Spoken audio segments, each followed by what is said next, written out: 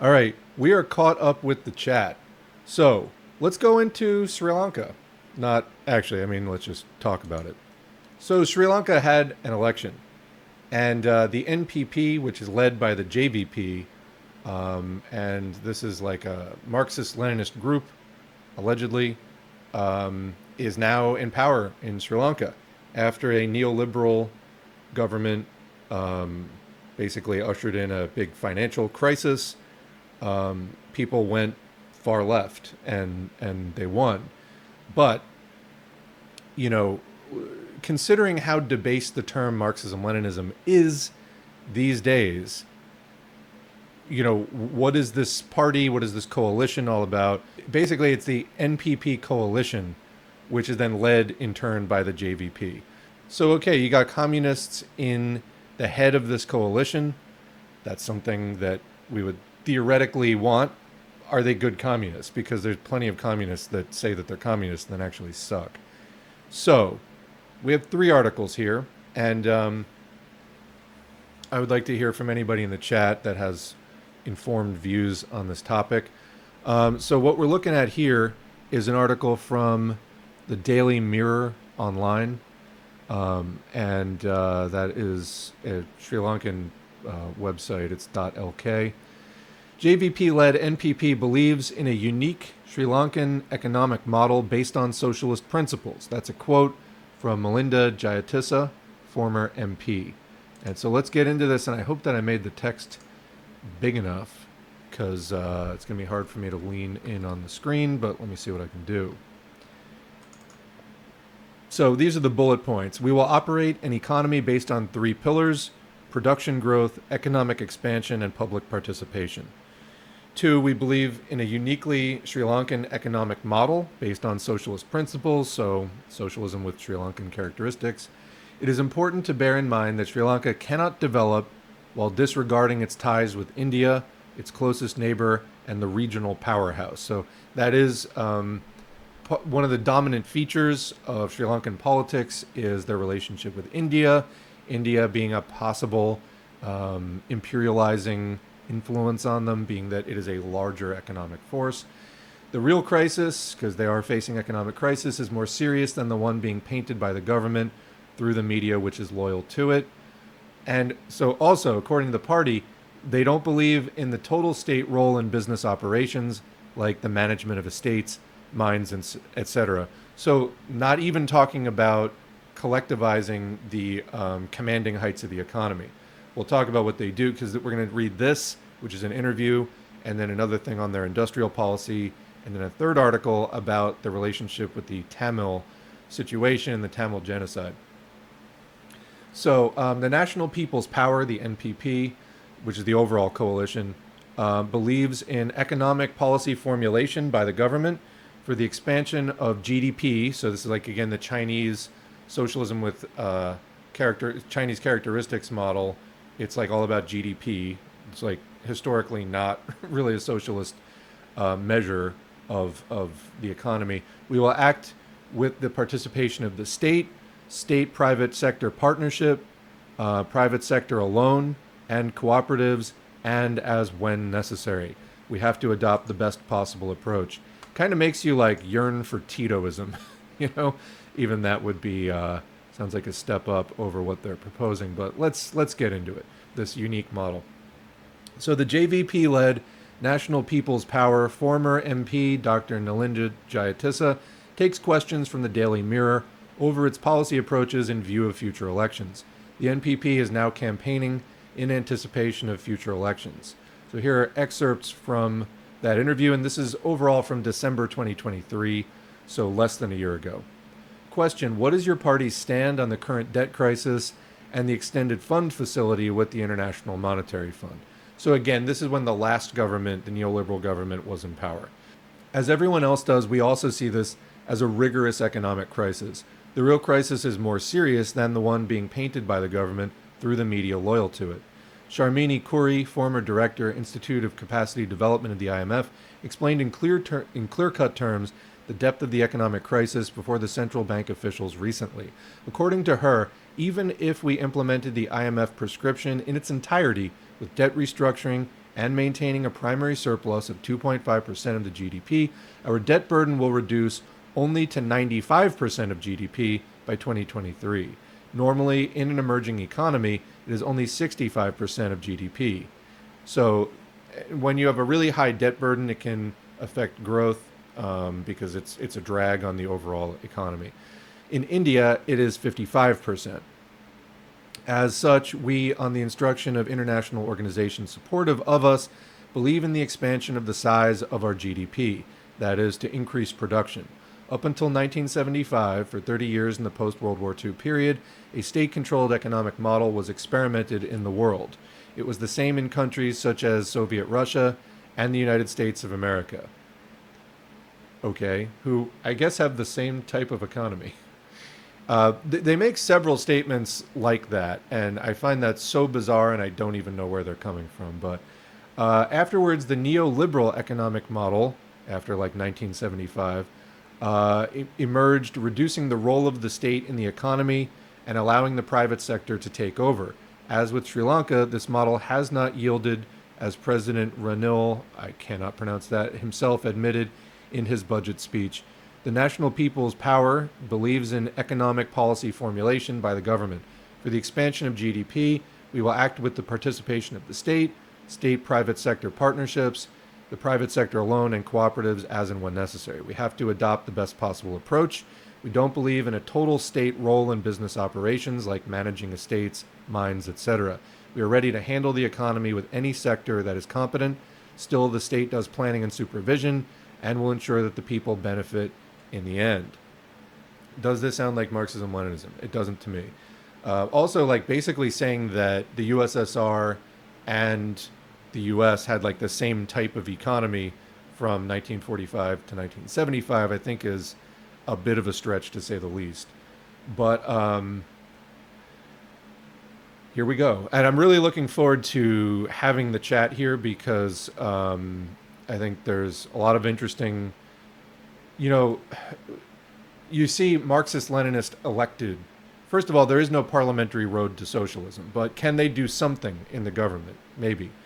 But it sounds like they're just sort of trying to shake off the debt while doing, allowing capitalism and doing, like they're not neoliberal.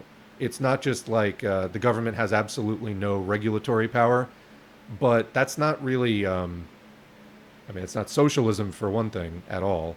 But, they're not neoliberal, and they have the aim of getting out of the debt crisis, and they will work with the private sector and whatever, and they're not looking to nationalize mines or other, quote, commanding heights of the economy, which by Marxist-Leninist principles is like the first thing that you would do. All right, so we got this so far.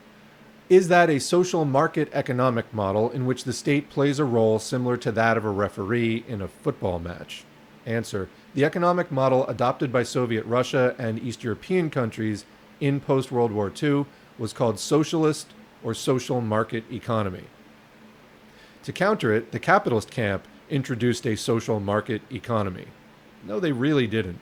These are broad strokes here, but I think that really, really, really necessary details are being lost to where this is misinformation. The market is relevant to any economy. There is a Chinese saying, every economy has a market and every market has an economy. Rather than nomenclature, what is more important is the concept here. We will operate an economy based on three pillars: production growth, economic expansion, and public participation. It is themed a wealthy country with wealthy people. Liberal capitalism can create wealthy countries, but not wealthy people. I don't know what the fuck this person is talking about at all. I'm switching the chat for a second. What is this guy talking about? A wealthy country with wealthy people is giving me, like, in socialism, everyone is a billionaire vibes. The fakest Marxist-Leninist elected. JVP fought the Tamil Tigers. Yeah, we'll get into that in detail in the third article. It looks like he's not going to be in power for long if he's a Marxist-Leninist. Well, that's kind of what we're saying, is he doesn't sound like a Marxist-Leninist.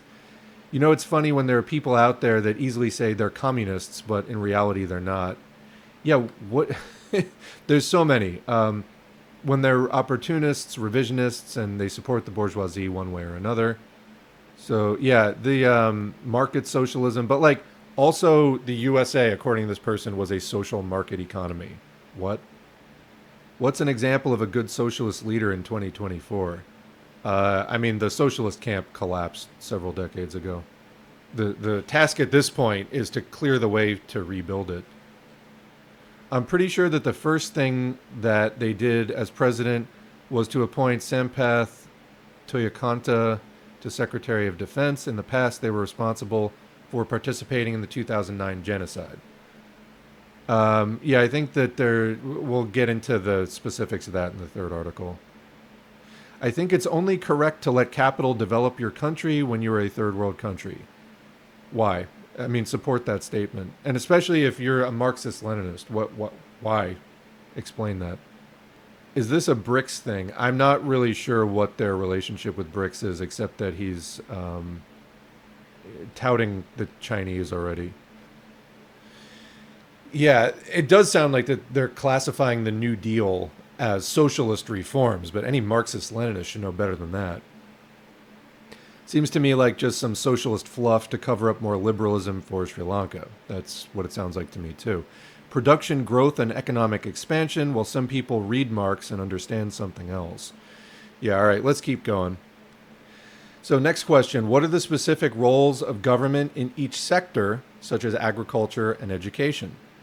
Answer, policy formulation is number one. Secondly, the government has to intervene in varying degrees in each sector to ensure benefits to people and make sure that they are protected from vulnerabilities. In the energy sector, we believe that the government has to have the majority stake. The majority stake, like not, they're still allowing others in there, but just the government has like the majority stake. It does not mean that the government is responsible for importing, distributing, and pumping fuel. So that can still be done by the private sector. Yet the government should have the authority to regulate the energy sector because otherwise one big businessman, company, or another country can politically influence our country. The government should also have a stake in the regulation of the financial market. So this just sounds like social democracy, basically. Anyway, next question. As for education, your party has been opposed to private universities. Today, the number of students seeking education in the private sector has increased. A lot of students go abroad for studies. What is your policy on private investments in the education sector? Answer. Some elements try to project the NPP as a socialist party. Yeah. Hell-bent on having only the state sector education system. Existence of a fee-levying education system is not the yardstick it used to be in the definition of an economic model. For example, people are charged for education in China. Yep.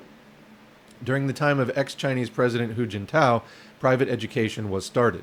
In Vietnam, people are charged for education in some cases. Still, these countries are ruled by communist governments. In Finland, education is free up to the basic degree level. Education is free to some extent in France. In our plan, we lay emphasis on human resources development. Education is key. According to the UNDP report on multidimensional vulnerabilities, 65% of people are in the risk group. It is bound to increase to 80%.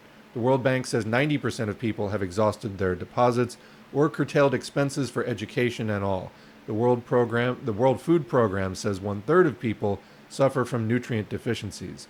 In such a context, the government should have the dominant role in the education sector, that is to iron out disparities. So, okay, reducing inequality is, far short of what we would understand as Marxism-Leninism, but it's better than increasing it. But yeah, it's a little confusing here. Still, the NPP does not stand in the way of people seeking private education over reasons such as lack of opportunities in the state universities, despite having qualifications, the absence of desired courses at the state universities, or being unwilling to study in the state sector. We won't allow businessmen to exploit people in the education sector by putting up private universities or schools. The government is responsible for education in whatever manner. I don't really understand that. So, by putting up private universities or schools, but you just said that it's not all going to be state. So if it's not all state and you're not allowing private, what is it?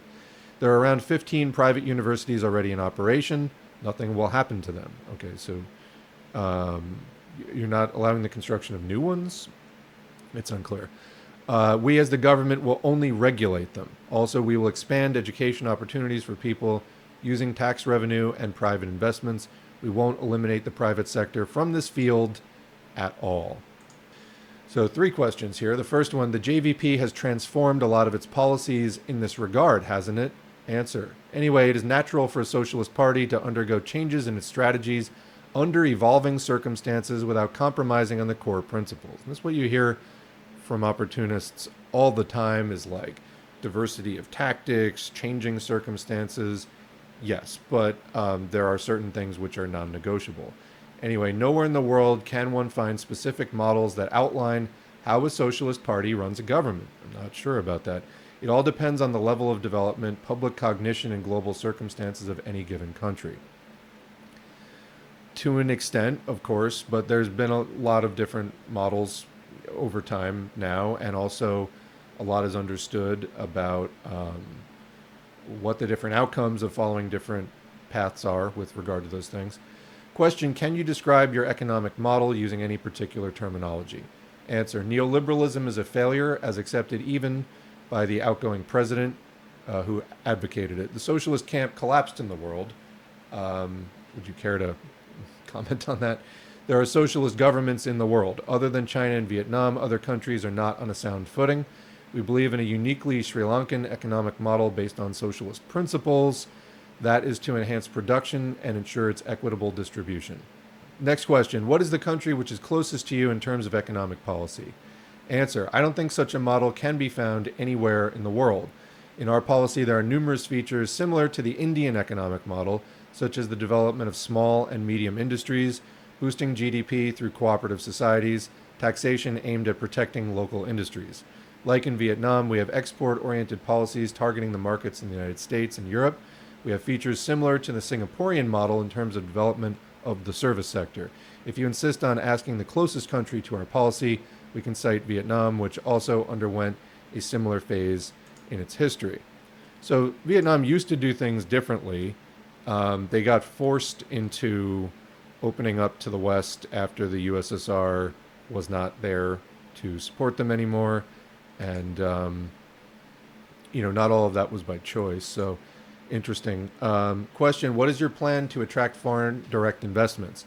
So foreign direct investments inflowing into your country is other countries exporting capital into your country, imperializing your country.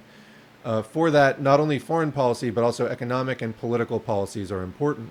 We need to follow a non-aligned foreign policy. It is a multipolar world. The global cloud of the United States and its currency is diminishing. Then BRICS as an organization has evolved. They engage in a new economic journey, building financial institutions which run counter to the IMF. At the latest BRICS summit, they wanted to expand it further, although there's like zero agreement on how to do that. There is, which we covered last year. There is a conversation on a power bloc in the global south, mightier than the G7. The African Union is developing. They talk about a common currency. We need a non-aligned policy to deal with it all. However, it is important to bear in mind that Sri Lanka cannot develop disregarding its ties with India, its closest neighbor and the regional powerhouse, and also part of BRICS. It's the I in BRICS. India is a country that can influence Sri Lanka in numerous ways. We will go for cordial relations, cordial imperialism. China is a key economic powerhouse in the world. It is located far from us, but we can get numerous economic benefits from it. We need to strike the right balance in ties with these countries. We have failed to attract investment despite opening up the economy, setting up special economic zones, and giving incentives. The reason is corruption. Nobody can run a factory due to the current high electricity and fuel prices. We can improve the ease of doing business index by rooting out corruption, starting from the political level. So this is an anti-corruption campaign that just wants it to attract foreign investment, make it easier to do business so that foreign capitalists can send in capital with greater confidence that it will actually go, into return on investment and building up the productive things that they're hoping for. So question, your party's Politburo member, KD Lalkantha, said that the party is even ready for an armed struggle if the need arises? Do you still believe in your party's violent past? Answer. In the latest opinion poll, JVP leader Anura Kumara Dissanakaye is leading among all the prospective presidential candidates, and he is the guy who won. Then there is no need for us to take up arms once again. So they're just going to do the peaceful parliamentary road. That'll be fine. Are we mad or crazy to do it? We believe in capturing power through electoral politics. We need public support and international backing. If we win democratically, we can get support from both ends. So I want to know what international backing. So like this is saying that, for example, Allende would have in the 70s been able to hang on to power having taken the peaceful parliamentary road with sufficient international backing. Because he had public support, though not Marxist-Leninist organizing, which was sufficient to fight off the fascist takeover. Question, then are you denying what he said about being ready for an armed struggle? Answer, in his remarks, there is scope for one to interpret it in that way.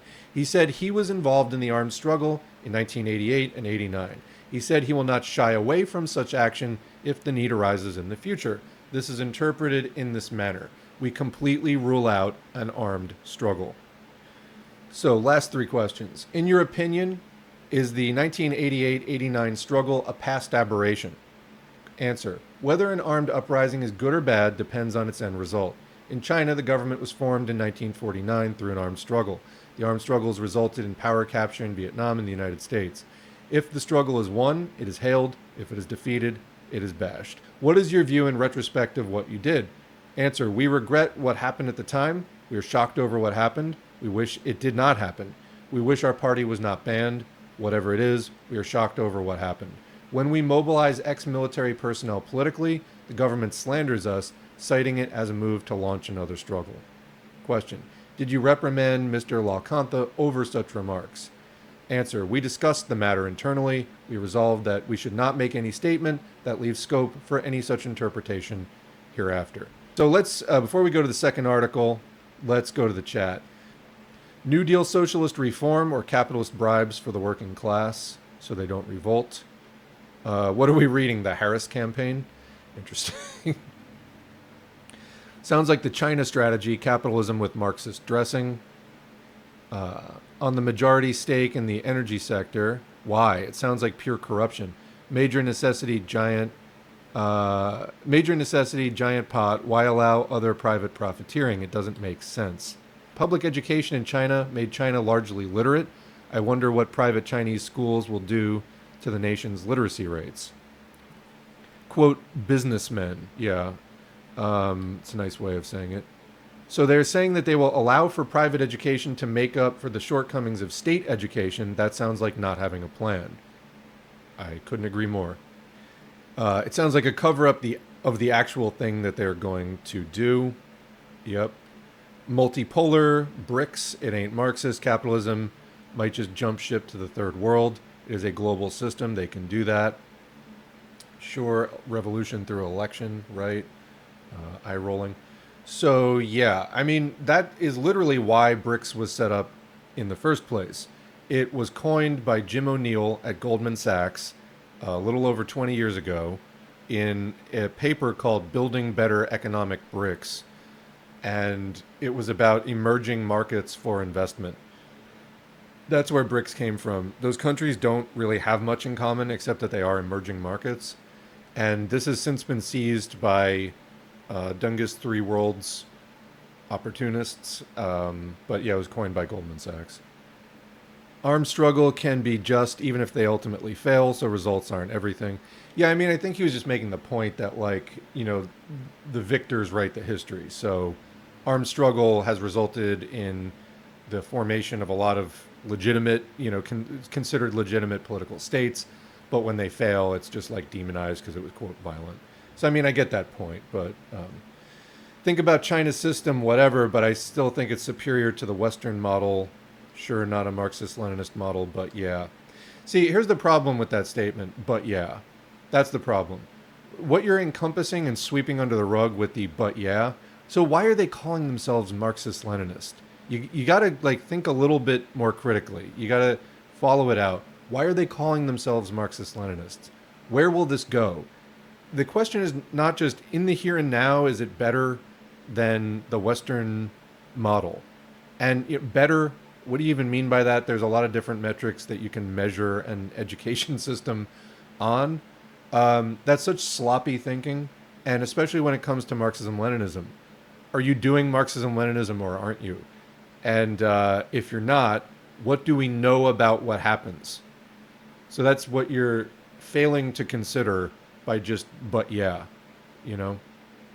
Superior capitalism is worse, arguably, in that it still prolongs the death throes, yeah. All right, let's go into the next article, which is about their industrial policy. So this is from the morning.lk. AKD outlines the industrial policy of the NPP JVP. And so this is the industrial policy as of 2 years ago. So, take it with a certain grain of salt, but I think it's more or less in line with what was said in that other article. So, bullet point, claims party is not opposed to privatization, but that the state must not try to, quote, do it all either. So, the formatting in this article is terrible. It came out as just one big paragraph. So bear with me as we read through this. It's just kind of like a lot of big blobs of text. Even though Sri Lanka has paid great attention to privatizing loss-making public institutions with the hope that it would turn such institutions into profit-making ones, and so this is the whole neoliberal implementation there, privatization does not necessarily result in economic or institutional growth, correct? While privatization is portrayed and viewed as the best path to achieve economic development, by people who will benefit from it, the data doesn't support that at all. There are many other areas apart from privatization that the country should look into in order to make the public sector profitable, and efficient. At the same time, the government should strengthen and streamline the private sector by breaking monopolies. So we got some reactionary socialism, and supporting small and medium-scale enterprises, which will play an important role in developing the country's economy and the stability of the domestic market. These sentiments were expressed by National People's Power and JVP leader MP Anura Kumara Dissanakaye, speaking at a forum about privatization and the sale of state enterprises held last week, titled The Truth Behind Privatization. He pointed out several key steps that are necessary to strengthen the public and private institutions, especially with regard to the national economy. I think you'll find it's fairly consistent with what was said in that 2023 interview. Stabilizing and strengthening domestic markets. During the speech, Dissanakaye underscored that unlike the private sector, the government has a social responsibility that needs to be fulfilled, which involves providing goods and services at a fair price, ensuring their quality, and ensuring their availability. To achieve that, he said, it is important to regulate certain sectors that can be regulated in order to reduce the pressure on the people by agencies such as the Consumer Affairs Authority and the Public Utilities Commission of Sri Lanka, noting that despite being considered an old system, certain sectors can actually thrive through the cooperative model. Dissanakaye added, quote, the cooperative society system is a good system and it is still widely used in the world. It is used as a tool to monitor the market's behavior too, what has been achieved through it.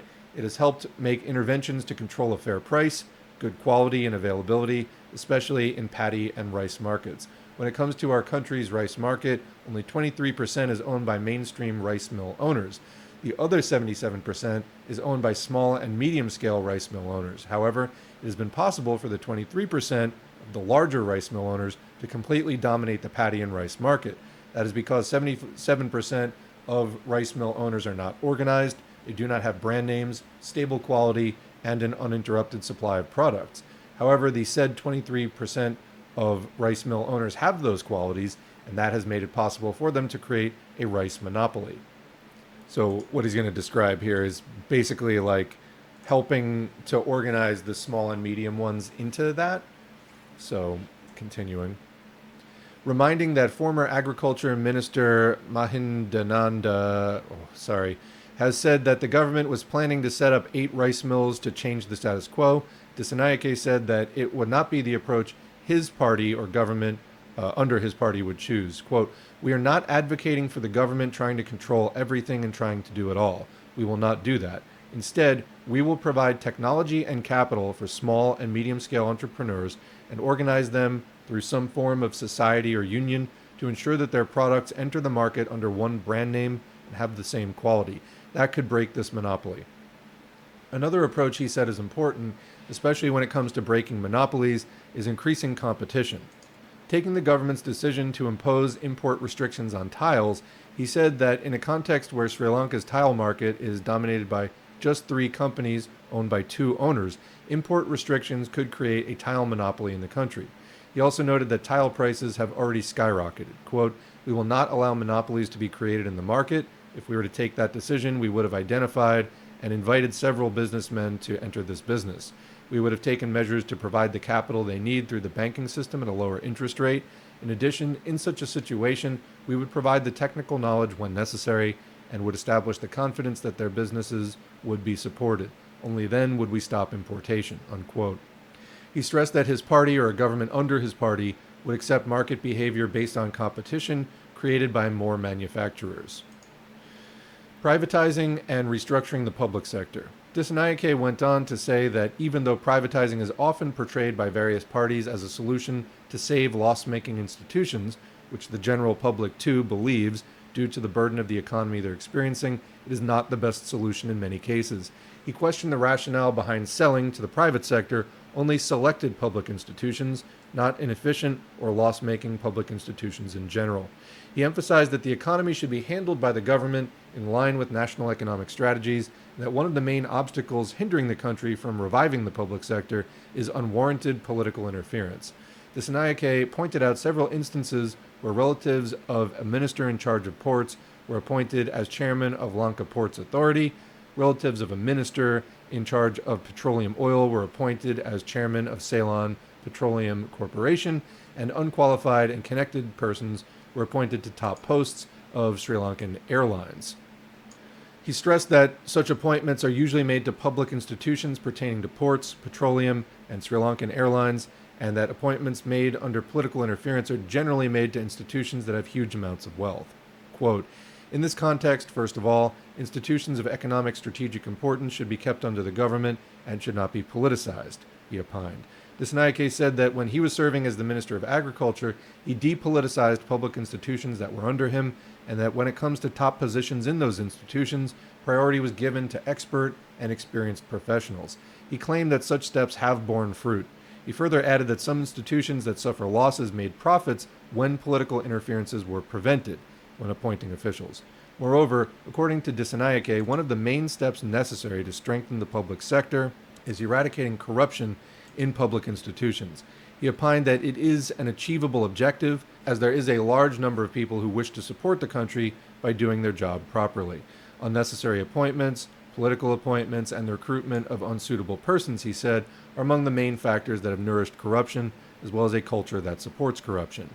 With regard to public institutions that have more employees than they need, he explained, quote, "For example, the Ceylon Electricity Board has around 26,600 employees, which is an excessive number of employees. The CPC has around 2,300 employees. Every day, 5 buses travel from Matara to the Colombo port, carrying port employees, and this is because there was a port minister from Matara. Every day, 2 buses travel from Kalia Patia to Isurapaya in Colombo, carrying employees, and this is because there was an education minister from Kalia Patia. Every day, 2 buses travel from Ratnapura to Sri Lanka Bureau of Foreign Employment, and this is because there was a minister in charge of SLBFE who hailed from Ratnapura. We are told that the public sector, is a burden. Who created this burden?" he questioned, adding that it is not at the top level, but at the bottom level of the public sector hierarchy that an excessive number of employees could be seen. They are political appointments. Appointing too many employees is not just a matter of salaries, it is also a matter of the culture created by too many appointments. Some employees, such as drivers, act as if they are more senior than their superior officers because the former's appointment was made by a minister. The whole system has been destroyed, and it is this culture that started the collapse of the public sector. Interesting theory. Dissanakaye further said that even if public institutions are sold, it may be difficult to save them under the existing political system, that Sri Lanka's public sector, which at one point was one of the most efficient public sectors in Asia, has now been completely destroyed by politics. So, back to the chat before we begin the third article. I wonder, what do they think about Tamils in the mid-2000s? Yeah, so that'll be the next article that we do. Let's privatize healthcare because the Minister of Health is a Nepo baby. So this one is regarding the relationship of the party to the Tamils. So this is from the Tamil Guardian, and the article is Who is Anura Kumara Dissanakaye? Anura Kumara Dissanakaye, the Janatha Vikmuthi Peramuna, or JVP, and National People's Power candidate, initially entered parliament via the Nationalist list in the 2000 parliamentary election via the Nationalist list.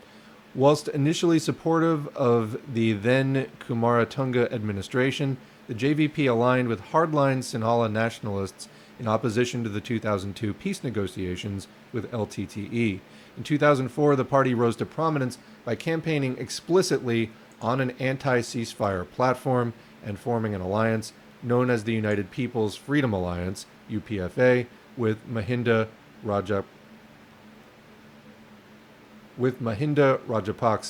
The JVP has consistently stood opposed to international investigations into war crimes, the granting of devolution to Tamils, and backed the Sri Lankan military during its genocidal campaign. So they will then profile different features of the party and its history. So first is consistent opposition to the 13th Amendment. Whilst touring the Northeast this April, Dissanakaye stressed the need for political reform and tackling corruption, but emphasized that he did not come to offer implementation of the 13th Amendment. Quote, "We didn't come here to ask you for your vote. We didn't come here to tell you that we'd offer the 13th Amendment and you can vote for us in exchange. I didn't come here to offer you federalism so I can ask for your vote. I came here to discuss how we can help Sri Lanka emerge from its crisis," Dissanakaye told his predominantly Tamil audience. Despite his lack of enthusiasm toward the 13th Amendment, Dissanakaye would meet with members of the ITAK and claim that his party would implement the amendment. This stands in sharp contrast to his party's long-standing opposition to the Indo-Lanka Accord and to his own calls for the abolition of provincial councils. The Indo-Lanka Accord was signed in 1987 without any input from Tamil parties and established the 13th Amendment to Sri Lanka's constitution, which created the system of provincial councils, promising greater devolution of land and police powers to a merged Northeast. Quote, "As a political party, we strongly opposed the Indo-Lanka Accord decades ago and dedicated our initiatives to safeguarding Sri Lanka's sovereignty at the cost of many lives," said Vijitha Harath of the JVP earlier this year. Quote, "This stance has not changed and will not change," he told reporters in Colombo. Quote, "Throughout the country's history, we have consistently made decisions to safeguard our territorial integrity, and we stand by that commitment today and in the future. We give our assurance to the people of this country that these principles will not waver." The JVP staged 2 insurrections against the state in the early 1970s and the late 1980s. The latter of these was chiefly in response to the Indo-Lanka Accord and the 13th Amendment, which sought to devolve powers to Tamils in the Northeast. Tens of thousands were killed. Then leader Rohana Wajwira framed Tamil demands for self-determination as in hoc with U.S. imperialist interests in his 1986 book, Solutions for Tamil Elam Struggle. So I want to highlight here that it is a core Marxist-Leninist principle. Lenin wrote so many things about this, that the right of nations to self-determination is absolute up to and including secession. He wrote dozens of things about this thing. And so this is the thing of like everything is a color revolution. Everything is just, the U.S. wants it, whether it's like some kind of civil rights in Iran or whatever. That is not really conducive in the long term to the global movement for democracy and socialism. But anyway, in 2015, then JVP Propaganda Secretary Harath told The Island, quote, "The JVP is against federalism." Whilst accepting that, quote, "the grievances of the Tamil people should be redressed," he reiterated that federalism is not that solution. He also spoke out against the merging of the northern and eastern provinces as outlined by the Indo-Lanka Accord. Quote, "It is the JVP that went before the courts and got an order to demerge the 2 provinces that had been arbitrarily merged after the Indo-Lanka Accord," he added, referring to when the JVP filed 3 separate petitions with the Supreme Court of Sri Lanka calling for the northeastern province to be demerged. The province was formally demerged into the northern and eastern provinces on 1 January 2007. Dissanakaye's manifesto stresses that they will ensure, quote, territorial integrity and sovereignty of the country without compromise. JVP party official Handanetti claimed that the party would continue to uphold the provincial council system, but that this was not a lasting solution. The JVP's checkered history with Sinhala nationalism and anti-Tamil sentiment has left many Tamils with reservations. In 2010, Dissanakaye himself said that the JVP will oppose if a new political constitution devolving powers to the northern and eastern provinces was to be created. Support for genocide. As part of the governing United People's Freedom Alliance coalition in 2004, the JVP fully endorsed the military solution, which would culminate in the Tamil genocide, and stood opposed to continued peace negotiations.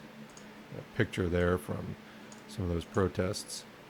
From its inception, the JVP was infused with Sinhala populism and found its support amongst the rural South. Founder Rohana Wajwira framed Tamil demands for self-determination as in hoc with U.S. imperialist interests, setting in place a long-standing history of racism toward the island's Elam Tamils.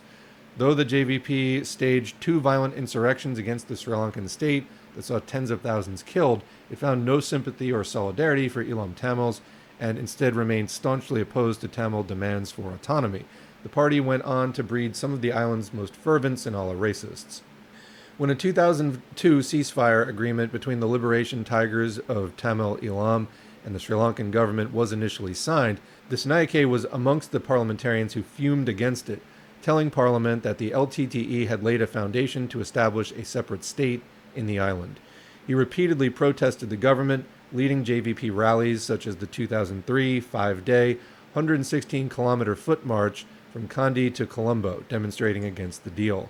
In 2004, the party's continued agitation and campaigning explicitly on an anti-ceasefire platform led it to it forming an alliance with the Sri Lanka Freedom Party and allowed Dissanakaye to take up a position as the Minister of Agriculture, Lands, and Irrigation.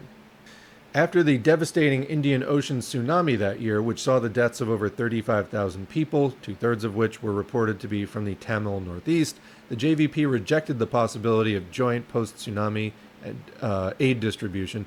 Instead, the Northeast saw vast sums of aid withheld by Colombo. Quote, "We should spit on NGOs and stop them on our streets. Donor countries and their NGO agents are holding this country to ransom, telling the government to set up a joint tsunami relief mechanism with the LTTE. Wamal Wirawansa, the propaganda secretary of the JVP, told a Colombo audience in April 2005. The Sri Lankan government faced accusations of using the tsunami as a weapon of war and of denying aid to Tamils. In January 2005, the Sri Lankan government refused to permit the UN Secretary General, Kofi Annan, to visit the Northeast. Dissanakaye and several other JVP parliamentarians would resign from the government a year later, displeased with the ongoing peace process. Instead, his party backed Mahinda Rajapaksa at the 2005 presidential polls, running on a platform specifically opposed to the ceasefire. In 2006, Dissanakaye was present as the JVP launched an organization known as the Joint Front to Protect the Nation, to defeat the LTTE, and to work for the abrogation of the ceasefire. As the Sri Lankan government launched a massive military offensive against the Tamil independence movement, the JVP would frequently rally in support of the state. Demonstrations would be held outside Western embassies and the United Nations office in Colombo, as the government repeatedly rejected international human rights monitors. Speaking before military officials in Ratnapura earlier this year, Lalkantha claimed that it was only the JVP, alongside the extremist monks in the JHU, that enabled the defeat of, quote, separatist terrorism. Quote, not the SLFP, not the UNP, not the SLPP, only the JVP and JHU said that we must finish this by war, and there is no other solution. That's the monks saying that, so... Anyway, I mean, what they were saying before about being tainted by populism and racism, so you got like populism, racism, nationalism, and then of course, you know, the strategies are all involving capitalism and just kind of like social democratic regulations and reforms. Again, the term Marxism-Leninism has been debased to a point where it basically doesn't mean anything anymore. That's why we have to focus on the anti-revisionism and, you know, why so many people now describe themselves as Marxist-Leninist Maoists in opposition to the capitalist turn in China and the everything that went on in the USSR involving the restoration of capitalism over several decades. So, yeah, it's just, at this point, I guess, like almost 5 years into doing this, I had no idea that things were this bad. But I mean, it makes sense with how the socialist camp collapsed and why it did, and that there were only really a few prominent anti-revisionists kind of describing all of this while it was happening. And that anti-revisionist current has always been there alongside the dominant revisionist current, restoring more of like a reformist or petty bourgeois line. And it's always been there, hasn't been able to really form a clear camp against this. I think that will be probably in the second, 5 years of doing this channel, focusing a lot more on that and what needs to be done with that. Anyway, so I mean, it just seems to me like this is another example of that kind of extremely debased, why call yourself Marxist-Leninist at this point when you're just kind of more populist. Anyway, vowing to protect war criminals. The Sri Lankan military would go on to kill as many as 167,679 Tamil civilians in a campaign that has been dubbed a genocide.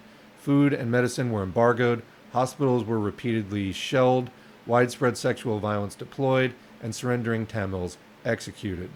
The events have been the subject of several UN reports and resolutions, including one that is currently being drafted at the UN Human Rights Council in Geneva this month. The resolutions and Tamil victims have demanded an internationalized accountability process to hold perpetrators of war crimes accountable and finally deliver justice for the mass atrocities. Dissanakaye and the JVP have been firmly against such a move, with the JVP leader stating last month he, quote, will not seek to punish anyone accused of rights violations and war crimes, unquote. Quote, even the victims do not expect anyone to be punished, he claimed, despite Tamils repeatedly calling for an international accountability mechanism and for Sri Lanka to be taken to the International Criminal Court. At the same time, his party has openly embraced military officials implicated in war crimes, such as retired General Anura Jayatissa, reportedly entrusting him with their defense policy. Jayatissa was the commander of the 3rd Contingent to Haiti during a Sri Lankan peacekeeping operation that faced allegations of running a child sex trafficking ring during a UN peacekeeping operation from 2004 to 2007. Anti-India is the next section. The JVP has traditionally been thought to have stood on a, quote, anti-India platform, having staged the 1987 insurrection as the prospect of Tamil autonomy in the Northeast and the presence of the Indian peacekeeping force stirred up a wave of Sinhalese nationalism. The party had previously denounced Indian origin estate workers, Malayaga Tamils, as a, quote, fifth column instrument of Indian expansionism. For decades, it would rally against perceived Indian expansionism on the island, protesting against deals such as the Comprehensive Economic Partnership Agreement, a deal that would open up possibilities for greater trade and investment between the two countries. Dissanakaye shared those sentiments, telling Parliament in 2008, for example, that, quote, a secret plot has been hatched to hand over Kachathivu to India, and that it cannot be allowed to succeed at any cost. Though the issue of Kachathivu has been raised by New Delhi in recent months, India also invited Dissanakaye for an official tour of the country earlier this year. The visit was seen as a significant outreach by Delhi and marked a possible change of heart from the JVP's fiercely anti-India rhetoric that came to define its politics. Dissanakaye and a JVP delegation met with politicians, government officials, and members of the business community. Renegotiating the IMF bailout is the next section. After the economic crisis of 2022, under the tenure of then-President Gotabaya Rajapaksa, Sri Lanka has been desperately dependent on a $3 billion IMF bailout package. The global body has repeatedly cautioned that Sri Lanka's path to debt sustainability remains knife-edged. The IMF's Communications Department Director, Julie Kozak, said last week that a planned program discussion will take place before the release of the next tranche of funding, which is estimated at about $350 million. But Dissanakaye has repeatedly said that his party would seek to renegotiate the terms of the agreement, something that the current government has warned against. Sri Lanka's state finance minister, Shihan Semasinghe, warned of an imminent economic collapse if parliament is dissolved and a third review of the much-needed IMF loan is not completed. And I believe actually that Dissanakaye did dissolve the parliament like yesterday. Let me look at that. Yeah, 2 days ago, Sri Lanka president dissolves parliament to clear way for November 14 polls. So this is from Reuters, September 24. Sri Lanka's newly elected president has dissolved parliament to clear the way for a snap general election in the debt-ridden country. And that will be held November 14. They keep describing him as Marxist-leaning. Where were we? Semasinghe stressed that abandoning the deal would jeopardize Sri Lanka's recovery. I guess the criticism being it wasn't actually recovering, potentially dragging the country into a crisis similar to the one it faced in 2022. Quote, "We must adhere to what we have agreed. We cannot unilaterally deviate from the program, as that would effectively mean walking out of the agreement."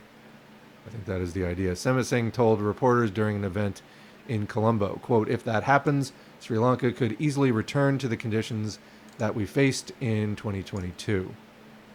Failure to comment on militarization is the next section.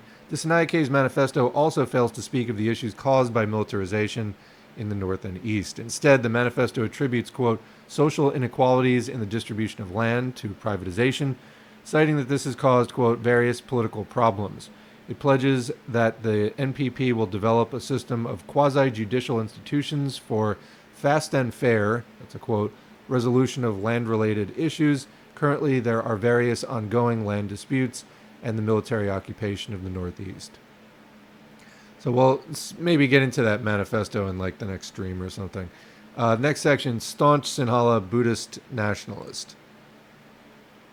There's a picture there with a Buddhist monk. Despite presenting as a unifying candidate, Dissanakaye has consistently appealed to hardline Sinhala Buddhist nationalists. He recently addressed over 1,500 Buddhist monks in Maharagama, where he gave assurance that Article 9, giving foremost place to Buddhism, will not be touched. This is so Marxist-Leninist, I can't even... I mean, so anti-clericalism, even if you're not abolishing all religious institutions, you're supposed to be... You know, you can't use Leninism and then give preference to one religion or church. That goes completely against it. So the Leninist principle is anti-clerical and for making religion a, quote, truly private affair by not having the state have any funding or preference for any, religion. So, and then conducting materialist and atheist propaganda for its own part, the Marxist-Leninist state doing that. But anyway, we got this instead. So, nationalist populism and nothing really resembling Marxism-Leninism whatsoever. So that won't be touched, and that it has, quote, divine protection. Give me a fucking break. This nothing Marxist about this whatsoever. And that it's only a, quote, few extremist groups who are shouting against it. NPP member Nalinda Jayatissa, who addressed the Sangha and told the audience, quote, "To rest assured, the NPP is committed to protecting Article 9 and to nurturing and nourishing Buddhism, as this is obviously a majority Sinhala Buddhist country," can't even believe what I'm reading, "and Article 9 has never been a problem in this country," unquote. Speaking to a Tamil audience, Dissanakaye warned, quote, "Jaffna must also be stakeholders of this victory. Do not be labeled as those who opposed this huge change." Wow, so threatening them. "Be a stakeholder in this change. When the South is gearing up for change, if you're seen to oppose that change, what do you think the mindset of the South will be? Would you like it if Jaffna was identified as those who went against this change, those who opposed this change? Would you like it if the North was identified this way?" So just sort of openly threatening. It is a sentiment that is widely shared in his party, with senior members such as KD Lalkantha openly associating with racist figures such as the Buddhist monk Nanasara of the Bodhu Bala Sena, or Buddhist Power Force. So anyway, that's the end of that article. Let's go back to the chat and we will close things out for today. All right. Tamils are still facing genocide. Just look at the white vans in Sri Lanka. It's like the helicopters in Chile during Pinochet. Tamil Elam are called the Tamils living in Sri Lanka, while Tamil Nadu are the ones living in South India. The province state is also named with that name. Just please don't look up who armed Sri Lanka during the genocide. Imagine all UN states that produce and sell some kind of weapons and subtract Turkey from that list. This sounds like Nazi party populism, ethno-nationalism, and preserving capitalism. Yeah, and, they'll do it under the banner of Marxism-Leninism. This party seems to be beyond saving. Israel have imitated the Rajapaksa government in the current genocide. They've also created... Oh, he also created safe corridors where Tamils will be safe and then bombed them. There are even speeches from Sri Lankan politicians from decades ago that current Israeli politicians are paraphrasing. Wow. Here are the speeches. Thank you for that link. Marxist-ish. Marxish. Let's go with Marxish. No, it's just, Nazi. But they also rack up a lot of debt because the North is militarized, and surprise, surprise, maintaining a military isn't cheap. And unless you're a developed country, you can't do this. Divine protection. Let me think about that. Marxist-Leninists. I'd be up for running with that. Hashtag Marxist. I can't even say. One of those days. Hashtag Marxist-Leninists. Marxist-Leninists. The old Marxist principle of the divine. Yeah. Good luck to all Sri Lankan comrades out there. Sri Lanka seems like choosing between Strasserites and Hitlerites. Thanks for the stream. You are welcome. This is worse than pure reformists. This is more like psyop socialism. Yeah, I mean, that's what I keep coming back to, is like, it definitely seems like you see this emerging in the online space as well, where there's this particular brand of like, this like garbage, BRICS, multipolarity, like all those people. I mean, the multipolarity and BRICS people, there is this thing emerging that is this garbage version of, claiming to be Marxist in some way, but it's just like racist nationalist populism that has nothing to do with Marxism-Leninism.